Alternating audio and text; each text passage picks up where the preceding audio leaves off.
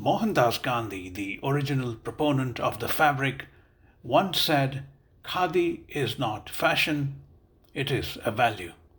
Kamal Haasan, a superstar actor and a man with unbridled passion for all things Gandhi, would seem to disagree in nuance because he believes, precisely because Khadi is a value, it also ought to be fashion. As the 65-year-old actor, now in his 62nd year as an artist, prepares to launch his own Khadi-based fashion line, House of Khaddar, he thinks it is more than time for this versatile all-weather fabric to be projected around the world through his fashion line and with it carry the story of Gandhi's values. The artist, whose name means a smiling lotus, as in Kamal for lotus and Hasan for smile, spoke to Mayank Chhaya Reports from Chennai about his plans to launch House of Khaddar out of Chicago soon. He is also launching a fragrance along with it. Between the fabric and the olfactory, Kamal Haasan spoke about his unabashed devotion to Gandhi, his reluctance to pursue Hindi cinema more vigorously, and his aspirations as a national politician. This year, incidentally, also happens to be the 40th anniversary of Kamal Haasan's blockbuster Hindi movie Ek Duje Ke Liye. Kamal Haasan. In order to pace my interview, I started by asking Kamal Haasan how much time he had, and he straightaway displayed a sharp sense of humor. That's my question. I'm 66. I'm 60, so. So I always keep asking me that question every day. So we have little time. So let's start our conversation and be glad that we started it at all. That's true. So I think I might have to wait for a couple of them, if you don't mind. I think. No, not at all. Not at all. No, you may not remember, but I'm pretty certain you won't remember. I interviewed you in 1992 for a newspaper called India Abroad, which was published from New York. You were attending the screening of The Unforgiven. Oh, yes, yes. This was on Vigyan Bhavan. There was a film festival on. Yeah. Yeah, no, it's been a long time. I'm sure you meet. I'm a great fan of, I'm a film buff, and now I've become many other buffs. But you're sporting that distinguished silver, or is it part of your makeup? Yeah, silver is a part of my chemical constituent. Silver nitrate is what makes films. So silver is part of my being. I, as they say, it runs in my blood. And come to think about it, this is your 61st year, so it's run that long. 62nd, actually, sir. 62nd? Yeah. Oh, I see. No, it's extraordinary. There are not too many who have a career spanning that much. I have nobody to thank but the audience, not the talent, not even my gurus. They've been kind. My gurus only taught me what they can, but the audience elevated me to another level, which I'm still trying to find the meaning, but it doesn't matter. Never look the gift horse in the mouth. Mr. Haasan, what was your first introduction to Khadi? Was it in the historical context of Gandhi and the independence movement, or you just generally had that awareness? I was born into Khadi. I literally on Khadi, in the sense, my father held me in his lap the first time, and he never wore anything but Khadi till he died. Oh, really?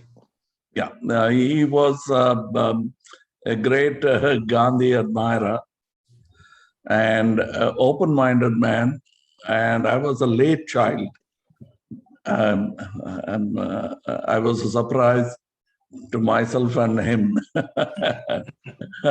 And I'm glad that I was the children of such parents, of such nobility. When I say nobility, I don't mean connecting it to royalty or caste or community. They were noble people who were simple, frugal, and the idea of Khadi was always with me. And when my father was on his deathbed, I felt guilty because anybody who came to my house always asked, "Where's the boss?" to him. He'll be sitting in an uncanny position in the veranda, not usually where bosses sit.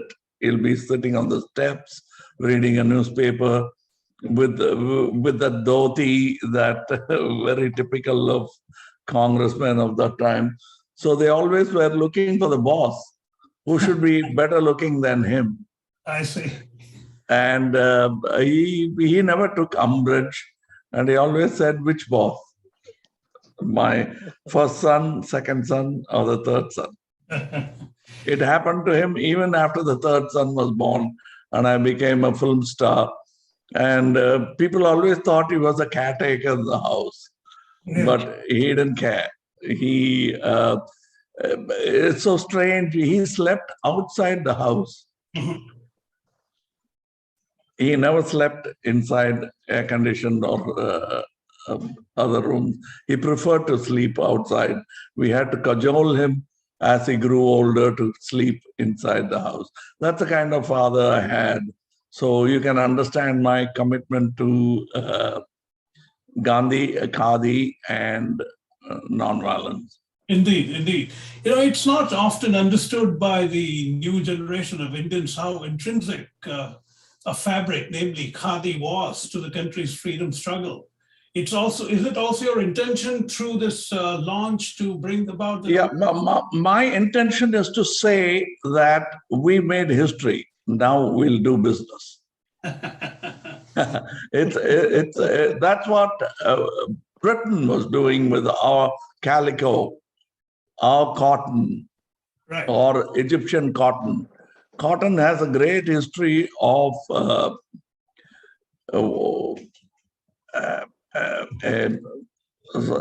so many unjust and just things that happened. You have slaves who were created because of cotton. right. And I belong to a history where freedom was born because of cotton. I'm so proud. That's wonderful. Freedom. Yeah. And the civil disobedience movement also had the Khadi thread running through the weave. Maybe unintentionally so, you just gave me the tagline of your product, perhaps, that we have done history, now it's time to make business, something along those lines. Thank you. We've made history, and now it's time to do business. And we are proud to do it with Mr. Patel, who's close to the Gandhi land. Yeah, in fact, I was born not too far from that. I'm also from Gujarat. So there are all three Gujaratis here right now.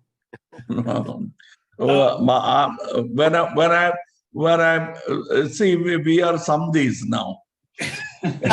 I'll tell you why. Because Gandhiji married into a South Indian family. Not he, but his children married into the South Indian family. So he was truly trying to unite the country. Indeed, indeed. Weave the country together.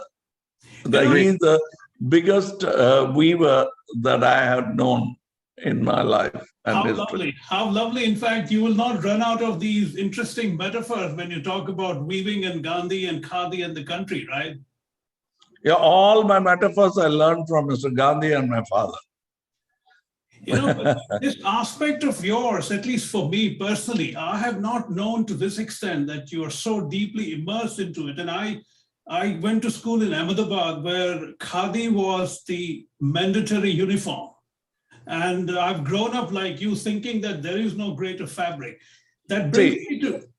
No, when you say it's mandatory, you want to rebel. That is Gandhi. True. There's nothing mandatory. You do what you want. That's why I said in our tagline, which is our tagline, would say fashion is being civil yet disobedient. That's fantastic. Let me compliment you. It's really a terrific line. Whoever wrote it, you wrote it. I don't know who did. I did. Oh, I came up with a copy. I'm an understudy of Mr. Gandhi without his permission. So I've read all his lines and admired him. I mean, the man was I'm a great captive fan. These are aspects that people don't know about you, because I think your superstardom looms so much over these aspects. I'm so glad that we are talking. I'm glad that you use the word loom. Looming larger still brings about loom. I'm not going to escape puns today, right? Yeah. Can I add something? My dad has been wearing khadi all his life, and he never enforced on us. So I understand what Mr. KG is saying. Yeah, indeed. No, that being a school, there it was required that people wear khadi. So to bring it down a little more to specific, why Chicago for the launch and not Chennai, for instance? Why not when Vivekananda can choose Chicago, why can't Kamal Haasan choose Chicago? But the two important facts, I wanted to start from the West. Mm-hmm.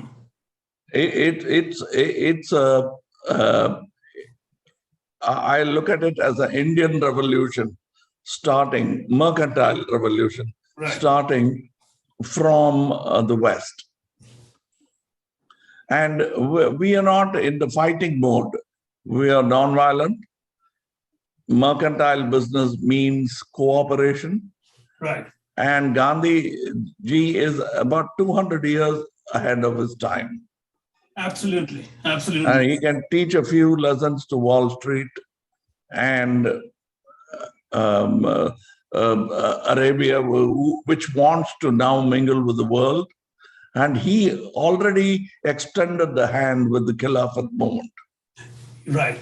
So he is a man who thinks how today's Arabia will think is unbelievable. I don't want to become.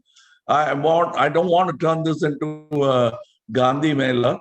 Rather, Khadi Mela would be more. You won't find any resistance from me, because I have the same level of admiration for him. So, the sense of smell, or the olfactory, is a fundamental sense. What are your most cherished fragrances personally? I'm a rationalist. Let me introduce myself from the reverse end of what I became. I'll append what began my life. We became head first. So we have to sometimes straighten out. And that's when I became rational. But till 11, for me, prayer was very important. And I belong to a Vaishnavite family who sort of edged me on and encouraged me into prayer. So I think they overdid it because, like all obese children, I was overfed with religion. And at 4, I used to be sitting in front of God for 1 hour. And it gradually increased. By the time I was 6, I was doing 2 hours a day in front of God, chanting prayers. Mm-hmm. They had teachers teaching me the sloks, and we call it slogam in Tamil. Right. And that's how I got my first, I wrapped my tongue around the North Indian languages. Otherwise, I was a Dravidian boy. And those things I remember till 11. And those moments are precious memory and honest memories. I have a lot of contention and criticism towards spirituality and other things that exploit people, like imperialism. Also, religion has been exploiting people. I'm against both. Yet, my early primal memories are of that moment of prayer. I see. So what I think as very important can come with or without religion. That is sanctum sanctorum, Right. garbhagraha, as they call it in Sanskrit. Yeah. And it's deep inside your mind. And and to quote my favorite man, not my father, but my great-grandfather, Mr. Gandhi, it is to say, I will not let anyone walk across my mind with a dirty feet. That's fabulous, yes. Yes, he is a great copywriter. I wish I had him today to write my movie lines because he could sort of spin lines up nowhere. He has no peers. Gandhi has no peers when it comes to pithy lines. Yes. One of the greatest writers India has had. Bernard Shaw wrote about 15,000 pages, published 15,000 pages. Gandhiji's published pages are 60,000. Right. And there are young men trying to beat that record, but I'm happy that he set that record. And we represent that history, that spirit, and people sometimes accused him of being a Baniya. Yeah. What's wrong with that? Nothing at all. Now I've joined the family. Fragrances have a long history, sometimes even centuries of having been around, and they have remarkable associations in people's mind. Given your penchant for perfection, what would you like your fragrance to accomplish? I want them to remember. That's why the line is called memoir. Right. Memoir, something you write from your memories. Right. And Roman gladiators left their scent for ladies of noble birth to wear as a scent.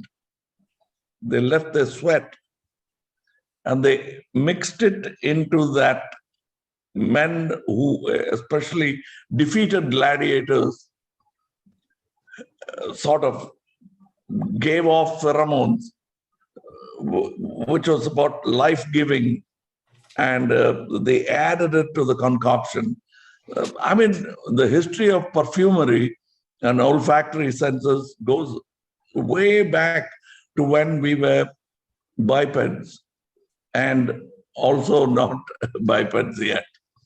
The olfactory sense is what led us to the road from the tree.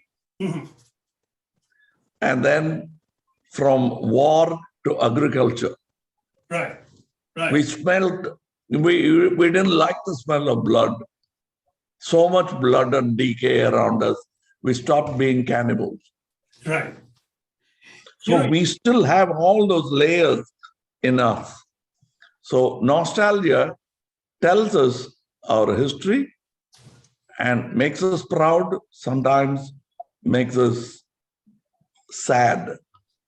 But we like all those emotions. Right. We want sadness. Sometimes they want to cry it out. And I think olfactory senses can give you that. Like you hold your child's underwear or a little child. Right. Or your mother's sari. I always, after brushing my teeth, I always wipe my face in my mother's sari, pallu, as they call it, as the extension from the shoulder. And I always wiped my face, and she was very upset, especially on the days when she was going out to a special occasion like a marriage, because she used to wear silk. Mm-hmm. And when you wet silk, it takes time for it to dry. So she'll be very angry. But I remember silk, sweat, water, cooking. These are all the memories. And when I went into prayer to my then gods, I was so happy in that environment. It gave me peace. It's a good day, a good way to begin a day. And that's why I called it Sanctum Sanctorum. And believe me, I'm not a believer of God. Right. You rightly pointed out how remarkably versatile Khadi is in all weather conditions. Yes. Why do you think fashion labels across the world haven't really come to terms with that, or they don't know, or they don't particularly care? And is it one of your objectives to change with your own? I'm glad. I only thank them for their ignorance, because it is left to me now to touch upon a fortune, a pride, the history that is mine to own, to earn, and to live off. So it gives me pride to do that. And I'm happy they missed out on those things. I mean, I'm sure many people thought of mapping the world for others to see, but the Google beat it to it. And we'd like to be like that, who sort of hit on a simple idea and expanded it further. And this cloth is an all-weather cloth. Right. Sorry, go ahead. We are seriously thinking of taking it further. But we've already done corduroy, and we are very proud of it. And I'm a great fan of corduroy material. And to even realize that we can make corduroy out of khadi gave me goosebumps. Very corduroy bumps. Sorry.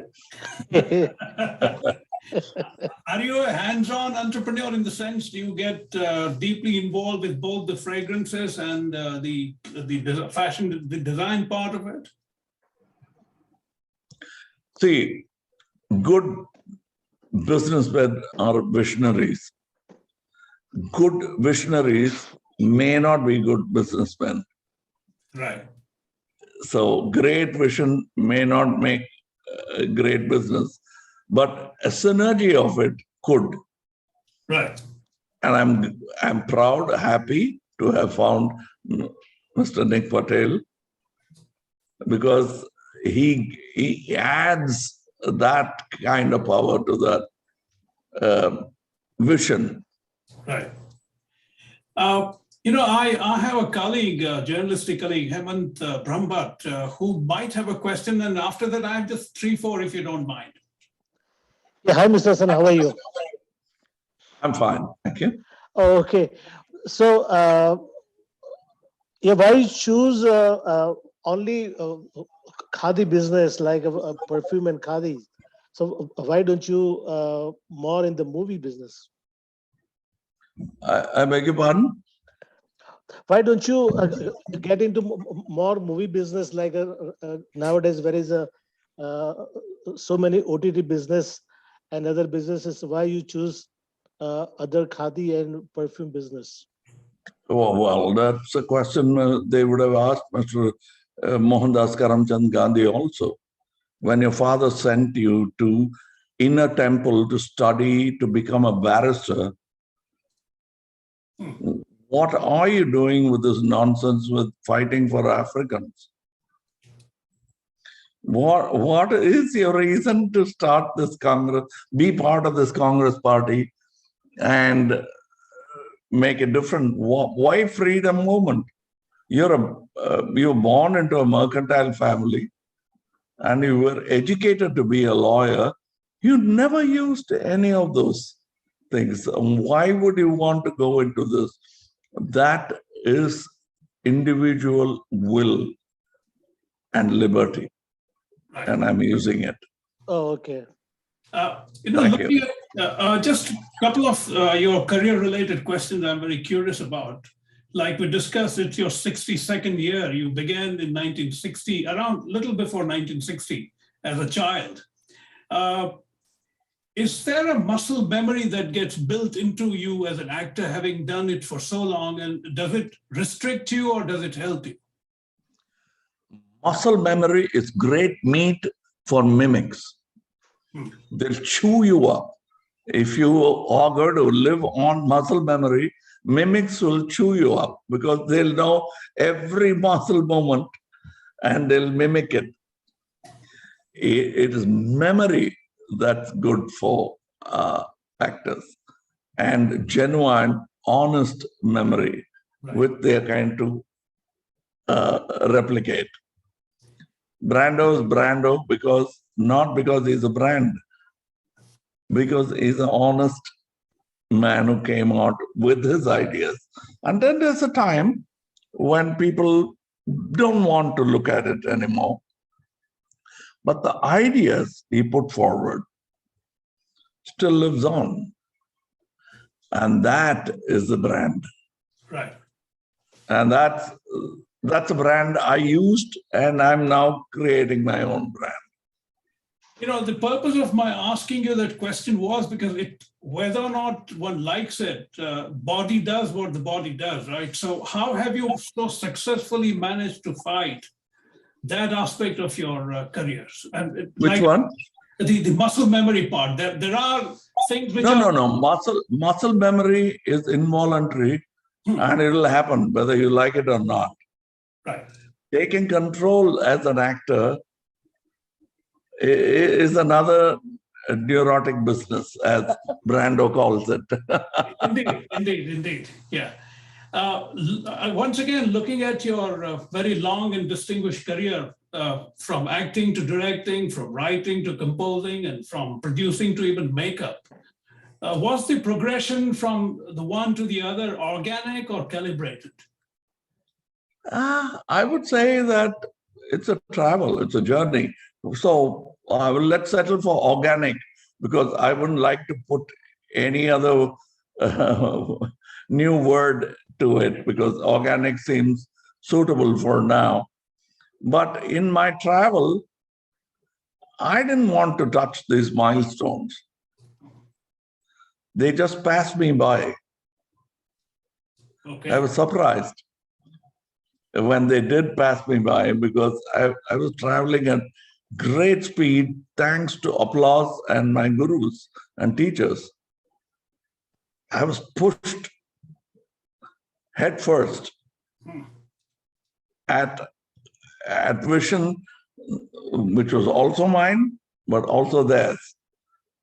Cinema is the most democratic art, and I'm glad to be part of that art. And that's why I cannot talk of myself alone. I'll have to talk of so many people who made me do that. And there's nothing called strategy in my life. It's all vision and emotion. Right. Your hugely successful Hindi outing, Ek Duje Ke Liye, is celebrating its 40th year this year. It established you as a major presence in Hindi cinema almost instantly. Curiously, though, you've been a rather hesitant presence in Hindi cinema. Why is it that people are wondering that somebody of your caliber? It's so easy to talk about it now, because it's in hindsight. That's because I never considered cinema to be part of the underworld. I thought this is art, and it should operate independent of kings, Right, underworld, and other influences. So I didn't want to be there. That's one of the reasons why I played perhaps Nayakan. right. No. Because it's, not to say anything bad about Varadaraja Mudaliar, he had nothing to do with films. I'm talking about what did exist in Bombay. I don't know how subcutaneous it is now, but I'd like to keep away from it. I'm an artist, and now I'm a politician. Right. So I'll pounce upon those things that will exploit my people. That's a damning indictment of what you just said, especially the underworld connection. It has been pretty prominent. It's been written about. Everybody knows it. I don't know the extent of it now because there's been a great deal of corporatization of in the cinema industry. But I'm sure there is still some influence. I'm sure there is, but now I have armed myself with the will of the people. I'm a politician. Right. I'm coming back. Yeah. I'm coming back into meeting people of India Right. across barrier of language and ethnicity. I'm coming out to reach out to them. And this is a sign that I want to embrace all. Right. This is a perfect segue to my last two questions. How has been your experience so far as the founder of a political party, as well as generally within the state and national politics? Well, an honest man has to suffer a little more. A taxpayer suffers a little more than the tax evader. I'm willing to do the suffering, but even the Christian prayer says, suffer me to come to thee. I will go to the people, and suffering doesn't matter. Right. And I consider it to be suffering imposed on me by corrupt politicians. Right. And I just want to sow the seed of democracy into people's mind. They have to participate in politics. That's why even business can have politics mingled in it, like House of Khaddar. And are you consciously or subconsciously channeling the most obvious influence in your life apart from your father? I'm talking about Mr. Gandhi. How are you channeling it through your political outing? Absolutely. There isn't a day we don't talk about Mr. Gandhi. Why I say Gandhi is not because he's inimitable. Mm-hmm. I think Gandhi is imitable. Do you have the guts? It's a challenge I throw to my fellow Indians. Gandhi is imitable, and India can produce many more Gandhis. I am an aspiring one. That's very well put, Mr. Haasan. It's quite remarkable. Would you, and to let you go, would you care to talk a bit about your plans for the M&M nationally? I might be a Tamilian, a Dravidian, whatever you call it, but we built this nation. Right. It happened by accident because we were split into many kingdoms. For mercantile reason, the British sort of stitched it together with Indian railways. Thanks for the stitch in time, which has saved 9. We are now a country, and we have to pursue this dream instead of being secessionists. Right. And I will be national. I am national. I am part of the national politics. And a pebble into the pond will reach the other shore. Right. So you cannot just keep me to this side of the pond. And to end it on a somewhat of a tangential note, I've always been curious, and I think you've talked about it, your name. Do I take it, one can interpret it to mean a sort of a smiling lotus?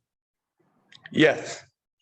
My father, when I was a child, I came back complaining that my Hindu friends are asking me, my name sounds queer because it sounds like a Muslim. Right. So what do I say? My father just smiled and said, just say, could be. I said, I can't because I'm not.